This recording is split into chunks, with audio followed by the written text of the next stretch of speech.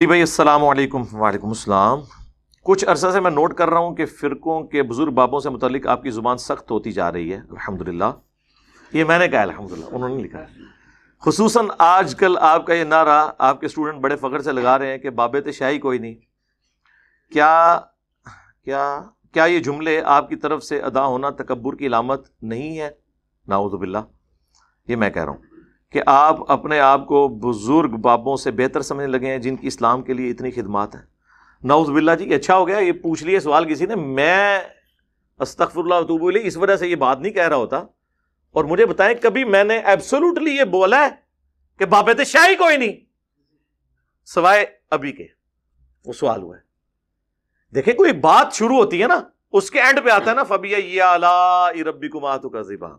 31 دفعہ تو قرآن میں بھی آیا نا، جنت کی آیات کے بعد بھی آیا۔ ویسے تو ہمارے علماء نے ترجمہ ہی غلط کیا، تم اپنے رب کی کون کون سی نعمتوں کو جھٹلاؤ گے، یہ ترجمہ غلط ہے۔ آلا کہتے ہیں نشانی کو، وہ جنت بھی ہو سکتی ہے، جہنم بھی ہو سکتی ہے، اور فزیکل فینومینا آف نیچر بھی ہو سکتے ہیں۔ مولانا مودودی رحمہ اللہ نے ہر آیت کا اس کے کانٹیکسٹ کے اعتبار سے ترجمہ کیا ہے۔ انہوں نے یہ ترجمہ نہیں کیا تم اپنے رب کی کون کون سی نعمتوں کو جھٹلاؤ گے، ورنہ تو جہنم جو ہے وہ کیا نعمت ہے، وہ تو اللہ تعالیٰ کی طرف سے غضب ہے۔ تو اسی طریقے سے میں کوئی آیت بیان کرتا ہوں، کوئی حدیث بیان کرتا ہوں، اس کے اینڈ پہ کنکلوڈ کرتے ہوئے، آپ کے دماغ میں ڈرل کرتے ہوئے، کمپیریزن کرواتے ہوئے ایک جملہ بولتا ہوں کہ جب قرآن و سنت یہ کہہ رہا ہے، قرآن و سنت کی روشنی میں نبی صلی اللہ علیہ وآلہ وسلم کا سٹیٹس یہ ہے، صحابہ کرام کا سٹیٹس یہ ہے، اور آپ اپنے بزرگ بابوں کے بارے میں ان سے اونچا سٹیٹس کلیم کر رہے ہیں، تو اس کو میں کمپیریزن کرواتے ہوئے اینڈ پہ کہتا ہوں کہ اگر اللہ کے محبوب صلی اللہ علیہ وآلہ وسلم، صحابہ کرام علیہم رضوان وہ اس لیول پہ ہیں، تو بابوں کا جو لیول آپ نے کلیم کیا ہے وہ تو ان کے مقابلے میں شاہی کوئی نہیں ہے۔ اب آپ اس کو جوڑ کے دیکھیں۔ اب کوئی اعتراض کر سکتا ہے کہ جی آپ یہ جملہ نہ بولیں، لوگوں کو دکھ ہوگا۔ لوگوں کو تو کسی چیز سے بھی دکھ ہو سکتا ہے۔ ایک عیسائی کو آپ اگر کہہ دیں کہ سورۃ المائدہ کی آیت نمبر 17 ہے، لَقَدْ كَفَرَ الَّذِينَ قَالُوا إِنَّ اللَّهَ هُوَ الْمَسِيحُ ابْنُ مَرْيَم، بے شک وہ لوگ کفر کر رہے ہیں جو کہہ رہے ہیں کہ عیسیٰ ابن مریم ہی اللہ ہے، اور ساتھ کتنے سخت الفاظ ہیں۔ وہ تو عیسائی تو کہے گا نا کہ جی میں تو اسے حضرت عیسیٰ کی توہین شمار کروں گا۔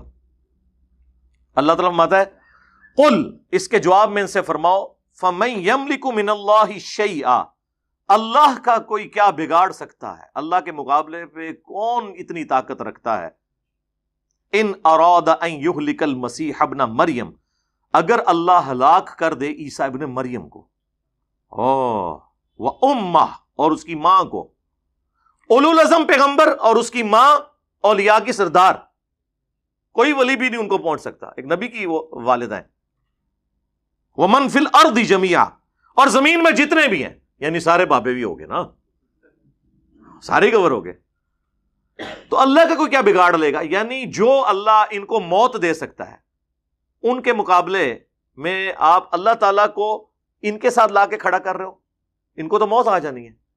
اب کوئی عیسائی سنے گا وہ تو کہے گا یار اس میں تو حضرت عیسیٰ کی تنقیص ہو رہی ہے، یہ تو بڑی بدتمیزی سے گفتگو ہو رہی ہے۔ تو یہ گفتگو کون کر رہا ہے؟ اللہ۔ اور کس لیے کر رہا ہے؟ لوگوں کو کہنے کے لیے، اے نبی تم فرما دو، عیسائیوں کے کانسیپٹ کو کلیئر کرو۔ وہی مولانا اسحاق صاحب والی بات ہے کہ جب توحید بیان ہوگی تو آپ کے زوم میں آٹومیٹکلی انبیاء کی توہین ہو جائے گی۔ عاشق عیسیٰ جو ہے وہ تو برگشتہ ہو جائے گا نا، کیونکہ عاشق عیسیٰ جو ہے وہ عیسیٰ ابن مریم کو اللہ کا بیٹا یا اللہ کلیم کرتا ہے، کیتھولک اور پروٹیسٹنٹ۔ تو جب کوئی عاشق محمد صلی اللہ علیہ وآلہ وسلم کسی عاشق عیسیٰ کو سمجھائے گا تو وہ تو آگے سے ناراض ہو جائے گا نا قرآن کی آیت سن کے، تو اس کی وجہ سے آپ بیان کرنا چھوڑ دیں گے یا آپ اپنا عقیدہ اس کے مطابق کر لیں گے۔ اور یہ عشق کے بھی نام پہ جو مرضی انہوں نے کیا ہوا ہے، تو میں ان کو پھر پھکی دیتا ہوں کہ یار یہ اکثر وہ بلکہ وہ کر بھی رہے ہوتے ہیں بعض اوقات ان کے مملکین کہ یار دیکھو تم سے تو عیسائی بہتر ہیں. وہ تو اپنے نبی کے بارے میں یہ نہیں کہتے ہیں کہ نبی علیہ السلام ہمارے جو پیغمبر تھے ان کو غیب کا علم نہیں تھا. مسلمان بھی نہیں کہتے. مسلمان صرف یہ کہتے ہیں آپ کو خدا کے لیے خود نہیں غیب جانتے تھے, اللہ کے بتانے پہ ہوتا تھا, اور جب بتاتا تھا جتنا بتاتا تھا. ما کان و ما یکون, یعنی جو کچھ ہو چکا اور جو کچھ ہونے والا ہے, جو اعلیٰ حضرت نے ترجمہ کر دیا سورۃ الرحمن کے سٹارٹ میں, یہ نہیں تھا. تو اس کو آپ توہین کو شمار کرتے ہیں. تو پھر میں ان کو یہ پھکی دیتا ہوں کہ پھر اس کا مطلب ہے کہ عیسائی تو عشق رسول میں تم سے بھی آگے نکل گئے. انہوں نے کم از کم خدا تو بنایا ہے نا, یا خدا کا بیٹا تو بنایا ہے, تم بھی بناؤ. عشق رسول میں تو عیسائی مسلمانوں سے اوپر چلے گئے, لیکن ہم نہیں حرکت کر سکتے. ابو داؤد میں, ابن ماجہ میں حدیث ہے, ایک صحابی نے حضور کو سجدہ کیا, آپ نے فرمایا سر اٹھا, یہ کیا کر رہا ہے؟ کہ یا رسول اللہ میں وہ ہیرا نامی جگہ میں گیا تھا عراق میں, وہاں پہ لوگ اپنے سردار کو سجدہ کرتے ہیں. تو آپ تو اللہ کے رسول ہیں, آپ نے فرمایا جب میں فوت ہو جاؤں گا اور تم میری قبر سے گزرو گے, کیا میری قبر پہ بھی سجدہ کرو گے؟ انہوں نے کہا نہیں یا رسول اللہ. تو فرمایا پھر مجھے کیوں سجدہ کر رہے ہو؟ اگر میں سجدہ جائز سمجھتا تو بیویوں سے کہتا کہ اپنے خاوندوں کو سجدہ کریں اس حق کے سبب جو اللہ نے ان کو دیا ہے. انہوں نے آگے سے نہیں کہا کہ عشق دے چلے نمبر رہ گئے.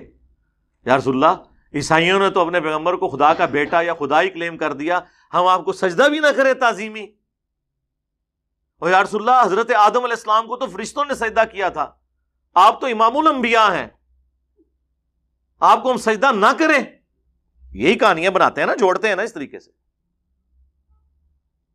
تو اس طریقے سے جب ہم یہ باتیں کرتے ہیں تو ہمارا مقصد یہ ہوتا ہے کہ آپ کے دماغ کھولے جائیں. باقی تو لوگوں کو تو بری لگتی ہیں باتیں, مجھے پتا ہے قرآن کی دعوت لوگوں کو بری لگتی ہے, اسی لیے آپ کو صدیوں سے بتایا گیا قرآن و حدیث ڈائریکٹ نہیں پڑھنا, گمراہ ہو جاؤ گے. یہ اس کا ایکویلنٹ ورڈ تھا, کیونکہ جو کچھ انہوں نے بتایا تھا وہ اس کے بالکل خلاف. لیکن اگر آپ قرآن و سنت کو پڑھیں گے تو وقتی طور پہ آپ کو کوفت ہوگی. جس طرح ایک بندے کو جب پھوڑا پیپ زدہ ہو جاتا ہے نا, اس کو جب کٹ لگایا جاتا ہے نا, اس وقت اسے ایک تکلیف ضرور ہوتی ہے, لیکن جب اس کا زخم صاف ہو کے 1-1.5 ہفتے میں ریکوری شروع ہو جاتی ہے نا, پھر وہ کہتے ہیں یار میں نے تو اتنے مہینے تکلیف کاٹی اس کی وجہ سے. جس مزار سے گزرتا تھا جھک کے گزرتا تھا. ہاں جی, اگر میں وہ گاڑی کا ڈرائیور تھا تو جو مزار آتا تھا وہ تو 10 روپے دور سے ہی سڑک پہ پھینک کے جاتا تھا. اللہ کا شکر ہے توحید پہ آئے ہوں تو سکون ہو گیا, یہ پھوڑا جب سے ختم ہوا ہے, ایک اللہ کا ہو گیا ہوں. لیکن اس وقت چیرا لگتے ہوئے تو تکلیف ہوتی ہے, ہوگی, مجھے پتا ہے. تو مجھے کسی کے بابوں سے کوئی لینا دینا نہیں ہے. بابوں کے مقابلے پہ میں اپنے آپ کو نہیں لا رہا ہوتا, کتاب و سنت کو لے کے آ رہا ہوتا. اب چونکہ وہ ہے ہی اس کے مقابلے پہ ہے, تو اب میں کیا کروں؟ میں تو کچھ نہیں کر سکتا. اب اگر میں قرآن سے یہ آیت بیان کروں, سورہ الانعام کی آیت نمبر 15, جو سورہ یونس میں بھی موجود ہے, سورہ الزمر میں بھی, قل انی اخاف ان عصیت ربی عذاب یوم عظیم. اے نبی تم فرماؤ کہ اگر میں بھی اپنے رب کی نافرمانی کروں تو مجھے بھی اس بات کا ڈر ہے کہ بڑے دن کا عذاب مجھے بھی آ پکڑے گا. اللہ اکبر. میرے بھائی جب یہ میں آیت بیان کرتا ہوں اور اس کے مقابلے پہ آپ کے بزرگ یہ کلیم کرتے ہیں کہ ہم اس وقت تک جنت میں نہیں جائیں گے جب تک کہ اپنے مریدوں کو نہ لے کے چلے جائیں, جو ہمارے سلسلے میں بیعت ہو گیا وہ قیامت والے دن بغیر حساب و کتاب کے بخشا جائے گا. اور میں جب یہ حدیث بیان کرتا ہوں اس کو سپورٹیو, یہ تو نبی علیہ السلام کے بارے میں آپ نے پھر اسے بریف کیا, صحیح مسلم کی حدیث, کہ جسے قیامت کے دن اس کے عمل نے پیچھے چھوڑ دیا, اس کا نسب, اس کی رشتہ داری اسے آگے نہیں لے کے جا سکے گی. اور بخاری اور مسلم کی متفق علیہ حدیث, اے میری بیٹی فاطمہ اس بات پہ مت اکڑنا کہ تم اللہ کے نبی کی بیٹی ہو, اگر اللہ نے تمہیں پکڑ لیا تو میں اللہ کے حضور تمہارے کچھ کام نہیں آؤں گا. یہ سیدہ فاطمہ کو ہمارے لیے کہا جا رہا تھا, وہ تو بخاری مسلم میں آیا جنتی عورتوں کی سردار ہیں, لیکن ان کو یہ بات کر کے امت کو بتائی جا رہی تھی کہ جب فاطمہ کا یہ سٹیٹس ہے اور اس کے بارے میں اللہ کا محبوب صلی اللہ علیہ وآلہ وسلم ہونے کے باوجود یہ کہہ رہا ہوں, تو اب جب کبھی کوئی یہ کہے نا کہ جو میرے سلسلے میں بیعت ہو میں اسے جنت میں لے جاؤں گا, میں اس وقت تک جنت میں نہیں جاؤں گا جب تک کہ اسے لے نہ جاؤں, تو آپ نے انجینئر صاحب کی بات غور سے سننی ہے کہ بابت شاہی کوئی نہیں. جب حضرت فاطمہ اور رسول اللہ صلی اللہ علیہ وآلہ وسلم کے بارے میں یہ آیات اور احادیث موجود ہوں، اب پتہ چلا بابت شاہی نہیں کوئی نہیں. ادھر مطلب کیا ہے؟ یعنی بابوں کی تو کوئی حیثیت نہیں ہے ان کے مقابلے میں. عیسیٰ ابن مریم کے بارے میں سورۃ المائدہ میں آیا کہ عیسیٰ ابن مریم تو نہیں تھے مگر ایک رسول، اور ان کی ماں ایک سچی عورت تھی، اور وہ دونوں کھانا کھایا کرتے تھے. یعنی وہ روٹی کے محتاج تھے. روٹی کا محتاج کون ہوتا ہے؟ جو مخلوق ہو. خالق روٹی کی محتاج ہستی ایسی نہیں کہ وہ محتاج ہو. تو اس پہ جب ہم یہ کہہ دیں کہ یار اگر عیسیٰ ابن مریم اور ان کی والدہ، ان کے بارے میں یہ آ رہا ہے، اور پھر ساتھ یہ بھی آیا کہ ایسوں کو پوجتے ہو جو نہ تمہارے نفع کے مالک ہیں نہ نقصان کے، اور ساتھ ہی کہا یہ من دون اللہ ہیں، حالانکہ حزب اللہ ہیں، لیکن تم نے انہیں من دون اللہ بنا دیا اللہ کے مقابلے پر. یہ کہتے ہیں بتوں کے بارے میں من دون اللہ ہے، اور ہم تو پوجتے تو نہیں ہیں. بھئی پوجنا ایک الگ سے چیز ہے، اس کے ساتھ یہ ہے کہ نہ وہ تمہارے نفع کے مالک ہیں نہ نقصان کے. تو پھر ہم اس پہ کیوں نہ بولیں کہ اگر اولو العزم پیغمبر 5 جو سورۃ الاحزاب اور سورہ الشورى میں آئے، محمد رسول اللہ صلی اللہ علیہ وآلہ وسلم، ابراہیم خلیل اللہ، موسیٰ کلیم اللہ، عیسیٰ روح اللہ، اور نوح علیہ السلام، یہ 5 اولو العزم پیغمبر، ان میں سے ایک عیسیٰ ابن مریم اور ان کی ماں صدیقہ کہہ دیا اللہ تعالیٰ نے ان کو. اور صدیق سب سے بڑا درجہ ہوتا ہے انبیاء کے بعد، اولیاء کی سردار. اگر عیسیٰ اور ان کی ماں کھانے کے محتاج ہیں، اللہ کے مقابلے پہ اگر آپ انہیں کھڑا کریں گے تو وہ من دون اللہ ہیں، اور وہ دونوں آپ کے نفع اور نقصان کے مالک ہی نہیں ہیں، تو بابت شاہی کوئی نہیں. ٹھیک ہے نا؟ تو یہ ایبسولوٹلی جملہ نہیں بولا جاتا، ریلیٹیولی بولا جاتا ہے. پھر بخاری اور مسلم دونوں میں حدیث ہے اسامہ ابن زید کے بارے میں. وہ کہتے ہیں ایک جنگ کے دوران ایک کافر سے جب میں لڑ رہا تھا تو وہ میری تلوار کے نیچے آیا تو اس نے کلمہ پڑھ دیا. میں نے پھر بھی اسے قتل کر دیا کہ یہ ڈر کے کلمہ پڑھ رہا ہے، لیکن دل میں قلق تھا، گلٹ تھا. کچھ عرصے بعد اللہ کے نبی علیہ السلام سے عرض کی کہ اے اللہ کے رسول، اس طرح جنگ کے دوران ایک کافر جب میری تلوار کے نیچے آیا تو اس نے کلمہ پڑھ دیا، لیکن پھر بھی میں نے اسے مار دیا. تو آپ نے فرمایا اسامہ جب اس نے کلمہ پڑھ دیا تھا تو نے اسے کیوں مار دیا؟ تو کہنے لگے یا رسول اللہ اس نے ڈر کے کلمہ پڑھا تھا. آپ نے فرمایا اسامہ کیا تو نے اس کا دل چیر لیا تھا؟ اسامہ تو کیا کرے گا، اسامہ تو کیا کرے گا. اس جملے کو حضور رپیٹ کرتے رہے. جب قیامت والے دن وہ کلمہ پڑھتا ہوا اللہ کے حضور تیرے خلاف مقدمہ قائم کر دے گا، اسامہ تو کیا کرے گا. اور اسامہ ابن زید کہتے ہیں کہ اس وقت میرے دل میں خیال آیا کاش آج سے پہلے میں کافر ہوتا، آج ہی کلمہ پڑھ کے مسلمان ہوتا، کم از کم میرا یہ گناہ دھل جاتا. اسامہ ابن زید نے جو اجتہاد کیا وہ بالکل درست تھا. ہم بھی یہی کرتے ہیں کہ ڈر کے پڑھا، لیکن ظاہر میں غلطی کے چانس تو ہیں، ہو سکتا ہے ڈر کے نہ پڑھا ہو. تو بینیفٹ آف ڈاؤٹ ایک کافر کو بھی رسول اللہ نے دیا جو آپ کو مسلمان علماء نہیں دیتے ہیں. جنید جمشید نے سامنے آ کے معافی مانگی، علماء نے کہا نہیں اندرونی مانگی. دیکھا آپ نے؟ تو اسامہ ابن زید کو جب حضور یہ کہہ رہے تھے کہ کیا تو نے اس کا دل چیر لیا تھا، تو اسامہ کو تو آگے سے یہ کہنا چاہیے تھا کہ اس امت کے بڑے سے بڑے ولی، غوث، کتب، ابدال، وہ اپنے مریدوں کے دلوں کے حال جانتے ہیں، اور وہ پوری کائنات ان کے سامنے اس طرح ہوتی ہے جس طرح ہتھیلی کے اوپر رائی کا دانہ. تو میں تو اولیاء اللہ کا سردار ہوں، اور میرے بارے میں آنے والے لوگ کہانیاں بھی کرائیں گے کہ کوئی ادنا صحابی بھی ہو، اسامہ تو بہت اعلیٰ صحابی ہے، ادنا صحابی بھی ہو، اس کے گھوڑے کے قدموں کی خاک گھوڑے کے نتھروں میں جو جا کے لگتی ہے اس کو بھی کوئی غوث، کتب، ابدال نہیں پہنچ سکتا. تو یا رسول اللہ جب غوث، کتب اور ابدال دل کا حال جان لیتے ہیں تو یا رسول اللہ میں نے واقعی دل چیر لیا تھا اور مجھے پتا چل گیا تھا کہ اس کے دل میں کیا ہے. یہ کہا انہوں نے. تو پھر میں یہ اگر عرض کروں کہ اگر اسامہ ابن زید کسی کے دل کا حال نہیں جانتے تو بابت شاہی کوئی نہیں. فَبِأَيِّ آلَاءِ رَبِّكُمَا تُكَذِّبَانِ، یہ اللہ کی سنت پہ عمل ہو رہا ہے. ہر نشانی کے بعد وہ بات ریپیٹ اس لیے ہوتی ہے تاکہ آپ کے دماغ میں گھس جائے.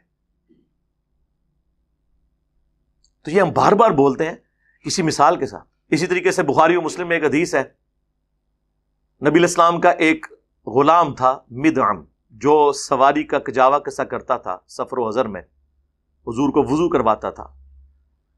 غزوہ خیبر کے موقع پر اسے ایک نامعلوم تیر لگا اور وہ شہید ہو گیا، اور صحابہ نے کہا تم میں شہادت مبارک ہو. یہ الفاظ ہیں، بالکل صحیح کہا، کیونکہ صحابہ دل کا حال تو نہیں جانتے تھے. آپ نے فرمایا تم اسے شہادت کی مبارک دے رہے ہو، جبکہ اللہ نے مجھے دکھایا ہے کہ اس کے اوپر آگ کی ایک چادر ہے جو اس نے مال غنیمت میں سے چوری کی تھی، اور اللہ نے یہ بھی لحاظ نہیں کیا کہ حضور کا خادم ہے چلو ایک چادر معاف کر دے. نہیں، اس لیے میں بولتا ہوں آج اگر کوئی جرم کرتا ہے نا، اس لیول کا جرم اگر رسول اللہ کے زمانے میں کسی نے کیا وہ بڑا مجرم ہے، کیونکہ اسے حضور کی صحبت ملی ہوئی ہے. آج اگر صحابہ کو گالیاں دیتا ہے دلواتا ہے، اس سے بڑا رافضی اور اس سے بڑا مجرم اور اس سے بڑا خارجی وہ ہے جس نے اس مبارک زمانے میں یہ کام کیا. اشارتاً بات کر، کیونکہ میں نے جملے سخت بول دیے نا، پھر اشارتاً بات، تاکہ جوڈیشری میں چیلنج نہ ہو سکے یہ بات فلاں فلاں کر کے. تو صحابہ کرام اٹھے، اپنے گھروں کو گئے. اگر کسی نے ایک رسی کا ٹکڑا بھی یہ کہہ کے اٹھایا تھا نا کہ اس کی تو کتنی ورتھ نہیں ہے مال غنیمت میں، کیونکہ مال غنیمت کا سامان وقت کے حاکم نے تقسیم کرنا ہوتا ہے، اور اس وقت رسول اللہ تھے صلی اللہ علیہ وسلم، ان کی اجازت کے بغیر نہیں ہو سکتا تھا. لا کے واپس بیت المال میں جمع کروایا. اب یہ حدیث بیان کرنے کے بعد جب میں یہ کہتا ہوں کہ صحابہ کرام کو تو اپنے سامنے پڑی ہوئی ایک صحابی کی لاش کے اوپر آگ کی چادر نظر نہیں آئی ہے. آپ لوگ اپنے بزرگوں کے بارے میں کلیم کرتے ہیں کہ وہ عذاب قبر دیکھ لیتے ہیں، انہیں کشف القبور ہوتا ہے.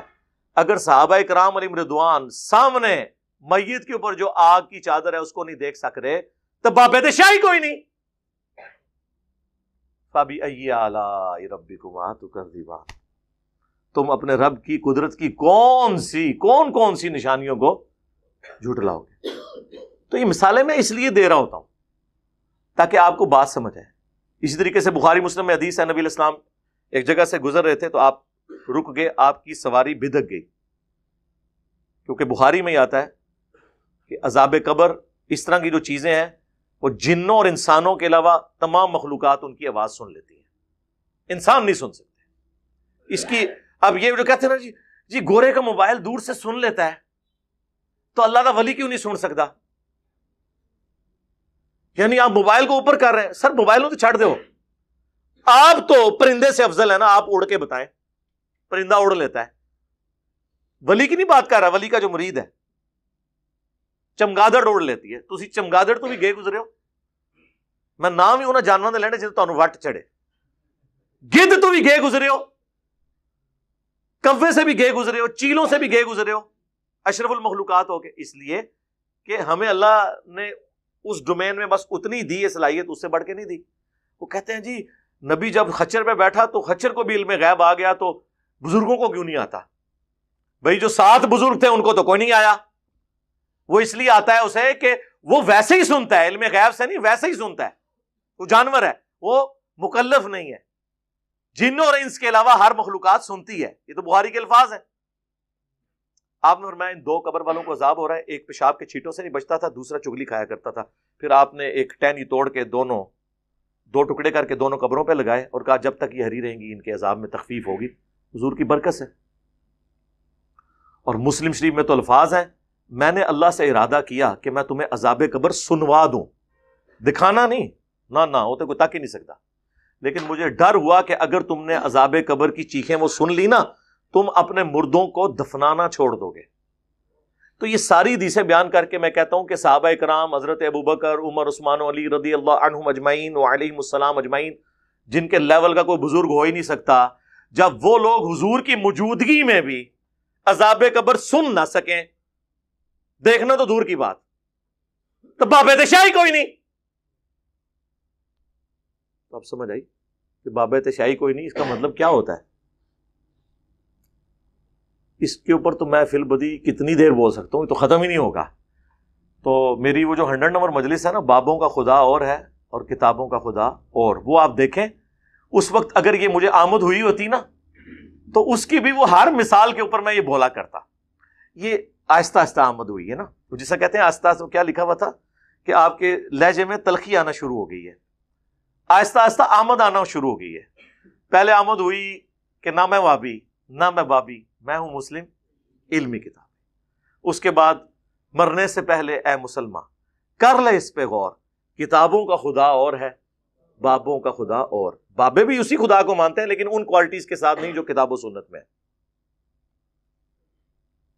تو یہ سلوگنز آئے نا، پھر یہ اچانک آیا میرے دماغ میں، میں کوئی بیٹھ کے بناتا نہیں ہوں. وہ ایک مجلس کے دوران یعنی میں کوئی بات کرتے ہوئے کہہ رہا تھا کہ لوگ یہ کہتے ہیں کہ جی اگر آپ اس کو غلط کہہ رہے ہیں یہ تو فلاں بزرگ نے بھی نقل کیا ہے.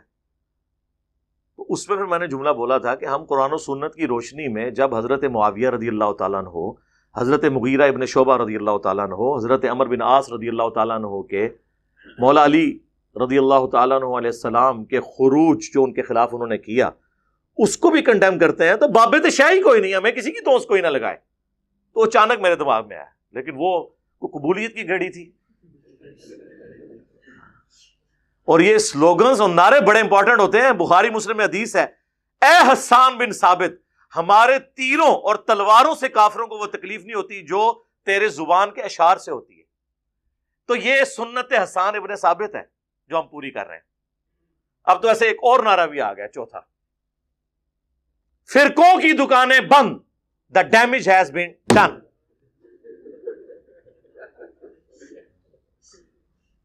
پتہ نہیں اور کیڑے کیڑے آون گے، بال یہ میں نے کلیئر کیا. باقی یہ جو لکھا نا اس میں کہ جی بزرگوں کی اتنی خدمات ہے، میرے بھائی بخاری اور مسلم دونوں میں حدیث ہے کہ اللہ چاہے تو فاسق سے بھی دین کا کام لے سکتا ہے. اور وہ پوری حدیث یہ تھی کہ ایک شخص نے کتنے کافر مارے اور حضور نے فرمایا یہ جہنمی ہے. صحابہ کہتے ہیں قریب ہے کہ ہمارے دل میں وسوسہ آتا کہ حضور کی بات کی جھوٹی نہ ہو. تو میں اس کے پیچھے ہو گیا. اینڈ پہ میں نے دیکھا جب وہ زخموں کی تاب نہ لا سکا تو اس نے زمین میں تلوار یوں کھڑی کر کے اپنے آپ کو اس پہ گرا کر خودکشی کر لی. تو انہوں نے کہا صدق رسول اللہ، رسول اللہ نے سچ کہا تھا. تو آپ نے فرمایا بلال اٹھو اور اعلان کر دو کہ آخرت کا دار و مدار خاتمے کے اوپر ہے، اور بعض اوقات اللہ کسی فاسق سے بھی دین کا کام لے لیتا ہے. یعنی وہ جو جنگ میں مسلمانوں کو اس نے سپورٹ کیا تو وہ فسق کے طور پہ تھا. اور یہ حدیث کا آخری حصہ یہ ایک دوسرے کے بزرگوں کے بارے میں کوٹ کرتے ہیں. آپ بریلویوں سے کہنا کہ دیوبندیوں نے اتنی عربی کتابوں کے اردو میں ترجمے کیے ہیں تو پھر اللہ ہی ان سے کام لے رہا ہے. وہ کہتے ہیں اللہ تو فاسق سے بھی دین کا کام لے سکتا ہے. اور دیوبندیوں سے آپ کہیں کہ جی اعلیٰ حضرت نے یہ خدمات کی ہیں فقہ حنفی کے فتاوی رضویہ میں اتنے انسالوڈ ایشوز کو ریزالو کیا، وہ کہتے ہیں اللہ تعالیٰ فاسق سے بھی دین کا کام لے سکتا ہے. تو ہم کہتے ہیں دونوں ہی ٹھیک کہہ رہے ہو. تو پھر ہمیں دھونس کس چیز کی؟ فاسق یا کافر سے بھی کام لے سکتا ہے. یہ جو پرنٹنگ پریس جس پہ یہ قرآن اور یہ بخاری مسلم پرنٹ ہوئے ہیں، یہ کس رحمہ اللہ تعالی نے بنایا تھا؟ کس رحمت اللہ علیہ نے یہ گھڑی بنائی تھی جس کو دیکھ کے آپ مسجد میں اپنی ٹائمنگ سیٹ کرتے ہیں؟ کچھ بھی نہیں. یہ صرف ٹرینیں روک سکتے ہیں، ٹرین بنا نہیں سکتے. بنا نہیں سکتے، روک سکتے ہیں. کس رحمت اللہ علیہ نے زمین سے تیل جو ہے وہ دریافت کیا تھا؟ تو یہ باتیں کرنا چھوڑ دیں. خدمات سب کی ہیں، وہ اللہ تعالیٰ کسی سے بھی کام لے. ورنہ تو گورے کے پرنٹنگ پریس سب سے بڑا یہ کنٹریبیوشن ہے. ورنہ حضور کے زمانے میں تو چند لوگوں کے پاس مصحف ہوتے تھے، زبانی وہ قرآن یاد رکھتے تھے. تو پھر گورے کو پھر آپ کریڈٹ دیں، کہیں گے نہیں اس کی وجہ سے اس کے عقیدے تو صحیح نہیں ہو جائیں گے. تو آپ کے بھی بزرگوں کے بخاری مسلم ٹرانسفر کرنے کی وجہ سے عقیدے تو ٹھیک نہیں ہو جائیں گے اگر وہ بخاری مسلم کے خلاف ہیں، کہ ہو جائیں گے. اور بزرگ بھی آپ یہ دھوکہ دینا بند کریں. 1400 سال سے کوئی بزرگ نہیں گزرا. 1400 سال کی تو ہم بات ہی نہیں کر رہے، ہم تو بیچ والے 1000 سال کی بات کر رہے ہوتے ہیں. ہم تو ہر بات قرآن و سنت سے پیش کرتے ہیں، بخاری مسلم سے پیش کرتے ہیں. تو انہی بزرگوں سے پیش کر رہے ہیں نا، ان بزرگوں کو مان رہے ہیں تو ان سے پیش کر رہے ہیں نا. تو یہ پرانے بزرگوں کے ہم خلاف نہیں ہیں، درمیانے بزرگوں کے خلاف ہیں. پرانے جو ہیں صحابہ تابعین تبع تابعین پہلے 300 سال کے، ان کو تو ہم اپنا امام مانتے ہیں، اور اس لیول تک کہ ہم نے ان کو سامنے سجایا ہوا ہے ان کی کتابوں کو، ان کی خدمات کو. تو یہ دھوکہ دینا بھی بند کریں. صرف لوگوں کو جو ہے وہ ایک ایکسپلائٹ کرنے کے لیے، ان کے جذبات کو ابھارنے کے لیے اس طرح کے جملے بول دیتے ہیں کہ بزرگوں کو نہیں مانتا، ان کی توہین کرتا ہے. چلے ہم پھکی دیتے ہیں، پرانوں کو تو چھوڑ دیں. اس ماڈرن ایج میں ڈاکٹر ذاکر نائک حافظہ اللہ تعالی نے سینکڑوں ہندوؤں کو کلمہ پڑھایا آن کیمرہ. اس کی پاداش میں انہیں غریب الوطنی کی زندگی گزارنی پڑ رہی ہے حضرت ابراہیم علیہ السلام کی سنت پہ عمل کرتے ہوئے. تو کیا اس پورے سینیریو کو دیکھ کے بریلوی، دیوبندی اور اہل حدیث، چلے اہل حدیث تو پھر بھی اس کو کچھ مانتے ہیں، بریلوی اور دیوبندیوں نے کیا ڈاکٹر ذاکر نائک کو ولی اللہ مان لیا؟ آپ ان سے کہ اتنے ہندوؤں کو کلمہ پڑھایا، وہ کہیں گے یار پڑھایا تو کیا ہوا، عقیدے تو درست نہیں ہے. سر یہی ہمارا نظریہ آپ کے بزرگوں کے بارے میں بھی ہے کہ پڑھایا تو کیا ہوا. تو آپ خود مانتے ہیں کہ عقیدہ پہلے صحیح ہونا چاہیے، تو آپ کے بزرگوں کے عقائد و نظریات تو قرآن و سنت کے خلاف ہیں. چشتی رسول اللہ، ہاں یہ ہماری مجبوری تھی میرے بھائی، آپ تو قرآن حدیث کو مانتے ہی نہیں تھے. ہم نے کہا ٹھیک ہے، کیوں نہیں مانتے؟ وہ کہتے تھے قرآن حدیث میں تو یہ لکھا ہے، لیکن وہ فلاں جو بزرگ ہیں وہ تو یوں لکھتے ہیں، تو انہوں نے قرآن حدیث نہیں پڑھا ہوا تھا. اب ان کو کون بتائے کہ ان بیچاروں نے کہاں قرآن حدیث پڑھا ہوا تھا، لیکن یہ کون کہہ سکتا ہے ان کو؟ تو اس کا پھر بہتر حال یہ ہے، آکاش بیل جب کسی درخت پہ لگ جائے نا، آپ کو پتا ہے وہ اس درخت کی خوراک چوستی رہتی ہے، الٹیمیٹلی ایک دفعہ درخت پھر وہ نیچے گر پڑتا ہے. اگر آپ اس درخت کی افزائش چاہتے ہیں نا تو آکاش بیل کو کاٹتے ہیں. ان کے بزرگ یہ آکاش بیل تھے جو قرآن و سنت سمجھ نہیں لگنے دیتے تھے. ہم نے کہا ٹھیک ہے، پہلے کینچی تو ادھر پھیرتے ہیں نا. یہ کہتے ہیں نا ہم ان کو قرآن پیش کرتے ہیں، حدیث پیش کرتے ہیں، یہ کہتے ہیں نہیں جی بخاری مسلم میں تو یہ لکھا ہے، قرآن میں یہ لکھا ہے، لیکن بزرگ تو یہ کہتے ہیں. آپ ہمیں لاکھ کہتے رہے ایاک نعبد و ایاک نستعین، ہم کہیں گے سن فریاد پیران دیا پیرا، میری فریاد سنی کن تھر کے ہو. میں کہ ٹھہر ہو ہاں تیرا کر لینے کہ تواڈے اتنے بڑے بزرگ، ہم نہیں کہتے انہوں نے کیا ہوگا، لیکن ان کی طرف منسوب ہے. حشت بہشت آپ نے چھاپی ہے. معین الدین چشتی اجمیری المتوفا 633 ہجری، انہوں نے تو اپنے مرید سے کلمہ پڑھوایا ہے چشتی رسول اللہ. ویسے اب انہوں نے کتاب سے نکال دیا، لیکن وہ صرف ایک پبلیکیشن والے نے نکالا ہے، اور اس کے ساتھ لکھے بھی کہ انجینئر صاحب کے اس مقدمے کو بار بار ہائی لائٹ کرنے کی وجہ سے ہم نے رجوع کیا ہے. یعنی 1000 سال میں کوئی بزرگ ایسا پیدا نہیں ہوا تھا جو ہمارے بزرگوں کے کارنامے میں بتاتا. مانتے نا؟ چلیں خیر ہے، ہم نے تو اجر اللہ سے لینا، میں ایک تفنن کے طور پہ بات کر رہا ہوں. تو وہ چشتی رسول اللہ نکلا. ویسے آپ کسی بریلوی سے پوچھو کہ جی وہ اشرف علی تھانوی نے اپنے نام کے کلمے کو انڈورس کیا تھا، اشرف علی تھانوی رسول اللہ اور اللہم صلی علی سیدنا و نبینا اشرف علی، نعوذ باللہ. وہ کہتے ہیں جی وہ جی خواب میں پڑھا ہے. خواب میں کہاں ہے میرے بھائی؟ خواب کے بعد وہ مرید کہہ رہا ہے میں بیداری میں بھی پڑھ رہا ہوں. وہ کہتے ہیں دیکھیں جی وہ کہہ رہا ہے نا میں بے اختیار ہوں. یار ہم نے بابی کو تو کبھی کہا ہی نہیں ہے، ہم کہتے ہیں بابے نے غلط کیا. جب ایک مرید اپنے پیر کو لکھ رہا ہے کہ میں خواب میں بھی اور اٹھ کے بھی پڑھ رہا ہوں اشرف علی رسول اللہ اور اللہم صلی علی سیدنا و نبینا اشرف علی، تو پیر کا کام تھا وہ کہتا کہ تیرے اوپر شیطان کا غلبہ ہو گیا ہے، اللہ سے توبہ کر، یہ کیا کفریات بک رہا ہے تو، شیطانی خواب ہے. لیکن پیر صاحب کیا کہہ رہے ہیں؟ اس واقعے میں تسلی تھی. اچھا پیر نو بھی ویسے وہ بھی مجھ سے مزاج سی، انہیں خواب نہیں لکھیا، اس واقعے میں تسلی تھی. اسے بھی پتا تھا خواب میں بھی پڑھ رہا ہے بیداری میں بھی، کہ جس کی طرف تم رجوع لاتے ہو، یعنی اشرف علی تھانوی صاحب نے اپنے بات، وہ بعون ہی تعالی متبع سنت ہے، اللہ کی مدد سے وہ چونکہ سنت کے اوپر ہے، لہٰذا اس لیے تم نے اس کے نام کا کلمہ پڑھا ہے. ہم بابی کو تو کچھ کہہ نہیں رہے، بابے کو کہہ رہے ہیں. اب کون مانے؟ کہتے ہیں نہیں بزرگوں کی خدمات ہے. جی یہ خدمات ہے، اس پہ تو میں یعنی کتنا رونا رو، اس کا تو کوئی اینڈ نہیں ہے. تو یہ جو بات شروع ہوئی تھی اس سے کہ وہ جو سوال میں تھا کہ باب تشائی کوئی نہیں، یعنی بابوں کی کوئی حیثیت نہیں ہے، تو یہ میرے مقابلے پہ نہیں ہے، قرآن و سنت کے مقابلے. تو آپ بھی تو کہہ رہے ہوتے ہیں کہ بڑے سے بڑا غوث کتب ابدال، وہ ایک صحابی کے گھوڑے کے قدموں کی خاک جو اس کی ناک میں بیٹھے اس کے برابر نہیں ہے. تو آپ بھی تو کہہ رہے ہیں نا باب تشائی کوئی نہیں. اس صحابی کے قدموں کی خاک نہیں، اس کے گھوڑے کے قدموں کی خاک. خود تو بڑے فخریہ یہ جملہ بولتے ہیں کہ باب تشائی کوئی نہیں، یعنی لیکن اس جملے سے نہیں بول رہے ہوتے نا، آپ بتا تو یہی رہے ہوتے ہیں نا. اس کو ہم نے زبان دے دی ہے، تو وہ زبان دی ہے تو ظاہر ہے وہ چکے آپ کو پتا سلوگنز تو پھر ہٹ کرتے ہیں. آپ تو چھوٹے چھوٹے بچے کہتے ہیں کہ باب تشائی کوئی نہیں. آپ دیکھیں ہمارے خلاف جتنی ویڈیوز چلتی ہیں نا اس کے نیچے ہمارے اسٹوڈنٹس لکھتے ہیں کہ بھائی آپ تو یہ کہہ رہے ہیں نا لیکن قرآن میں یہ لکھا ہے، حدیث میں یہ لکھا ہے. اور ہماری ویڈیوز کے اوپر جتنے لوگ کمنٹس کرتے ہیں دیوبندی بریلوی اہل حدیث، آپ نیچے لکھیں، وہ دیکھیں گے کسی نے گالی لکھی ہوگی، کسی نے لکھا ہوگا فلاں کا ایجنٹ ہے، فلاں سے یہ کر رہا ہے، اور نیچے لوگ جواب دے رہے ہوتے ہیں کہ بھائی کوئی علمی بات کریں.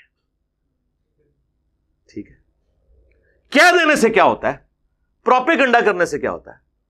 آپ دیکھ لیں دنیا کے سارے فرقے آپس کے اختلافات کو چھوڑ کے میرے خلاف کلپ چڑھا رہے ہیں. آپ نے دیکھا ہے کوئی ایک سال کے اندر بریلوی دیوبندی اہل حدیث کا ایک دوسرے کے خلاف کو کلپ آیا ہو؟ سارے مل کے میرے خلاف کر رہے ہیں. کیوں؟ انہیں پتا چل گیا ہے کہ یار یہ مسئلہ کوئی بھی نہیں بچا، ایک دوسرے سے گلے لگ لگ کے رو رہے ہیں کہ تو آڈا نہیں کچھ بچا. تو جس طرح وہ کہتے ہیں نا جی اہل حدیث ہم سے زیادہ پریشان ہے، ہم اتنے پریشان نہیں ہیں، اہل حدیث ہم سے زیادہ پریشان ہے. تو اس طریقے سے اہل حدیث زیادہ چیخ رہے ہوتے ہیں کہ جی ہمارے گئے ہیں، اور سارے تھے گئے ہیں، لیکن گئے کدھر؟ ہمارے پاس تو کوئی نہیں آیا. نہ ہم نے کوئی چندہ بھوک بنائی، نہ کوئی مدرسہ بنایا، نہ کوئی مسجد بنائی، نہ کوئی پیری مریدی شروع کی. آپ کے پیچھے نمازیں پڑھتے ہیں، آپ کوئی چندے دیتے ہیں، اب کیا مسئلہ رہ گیا پیچھے؟ یا تو نا یہ لوگ چھوڑ دیں. اور یہ میں آپ کو پریڈکٹ کر رہا ہوں کچھ عرصے کی بات ہے انشاءاللہ تعالی. ان علماء کی اور ائمہ مساجد کی حیثیت صرف ایک روڈ لائنر کے ڈرائیور جیسی ہوگی انشاءاللہ. جیسے آپ سفر کرتے ہیں نا، آپ کو اس سے غرض نہیں ہوتا کہ یہ جو ڈرائیور ہے اس کا عقیدہ کیا ہے، کون ڈرائیونگ کر رہا ہے. آپ چپ کر کے اپنا بیٹھتے ہیں گاڑی میں، منزل پہ اتر جاتے ہیں. آنے والی نسلیں بھی مسجد میں ان کو اس سے کوئی غرض نہیں ہوگا یہ مسجد کس کی ہے، امام مسجد کون ہے، داڑھی اس کی پوری ہے، کام ہے، کس فرقے کا ہے. جسے سواری بیٹھ کے اتر جاتی ہے نا، یہ بھی لوگ جایا کریں گے اپنے بچوں کے ساتھ نماز پڑھ کے باہر نکل آیا کریں گے. یہ خود بس امامت اور چندوں کو دیکھیں گے، عوام ساری کی ساری علمی کتابی مسلم ہوگی انشاءاللہ. اور یہ کوئی فرقے کا نام نہیں، یہ قرآن سے میں نے ڈیڈکٹ کیا ہے. ایتونی بکتاب من قبل ھذا او اثارۃ من علم ان کنتم صادقین، سورۃ الاحقاف آیت نمبر 4. اے نبی اگر یہ آپ سے بحث کریں تو ان سے کوئی علمی بات کرو، کوئی کتاب لے آؤ قرآن سے پہلے بھی جو شرک کی تعلیم دیتی ہو. قرآن وہی تعلیم دے رہا ہے جو اگلی کتابوں نے دی ہے. یا کوئی انبیاء کے آثار علم کے ہوں. ایتونی بکتاب من قبل ھذا او اثارۃ من علم، علم بھی آ گیا، کتاب بھی، ان کنتم صادقین. تو اسی کو ہم نے پریزنٹ کیا تھا کہ نہ میں وہابی، نہ میں بابی، میں ہوں مسلم علمی کتابی. لیکن کہتے یار یہ بابی کہہ دیا جی، ٹھیک ہے جی، وہ وابی کہہ دیا. وابی تو خود آپ کہہ رہے تھے ایک دوسرے کو، ٹھیک ہے. پھر میں نے سافٹ کیا نعرے کو کہ مرنے سے پہلے اے مسلمان. کہتے ہیں پیار سے میٹھی میٹھی باتیں. تو میں نے یہ التجا ہے نا کہ مرنے سے پہلے اے مسلمان کر لے اس پہ غور، کتابوں کا خدا اور ہے، بابوں کا خدا اور. پھر بھی ان کو بات سمجھ نہیں آئی ہے. تو پھر ظاہر ہے جب اتنا کچھ ہو رہا ہو تو کبھی کبھار پھر انسان سے کوئی ایک وکھرے جہاں کے اندر کو بات نکلی جاتی ہے نا کہ بابے دے شاہی کوئی نہیں نکلی نا. تو یہ ان ساری باتوں کے بعد ہے. اور اینڈ پہ وہ جب کسی بندے کو دفنایا جاتا ہے نا، اس کے بعد وہ مٹی ڈال کے اس پہ پانی ڈالتے ہیں تاکہ وہ قبر سے مٹی ادھر ادھر بکھرے نا. وہ یہ اب ڈال دی ہم نے. فرقوں کی دکانیں بند، the damage has been done. صلاۃ بر محمد و آل محمد، اللہم صلی علی محمد وعلی آل محمد.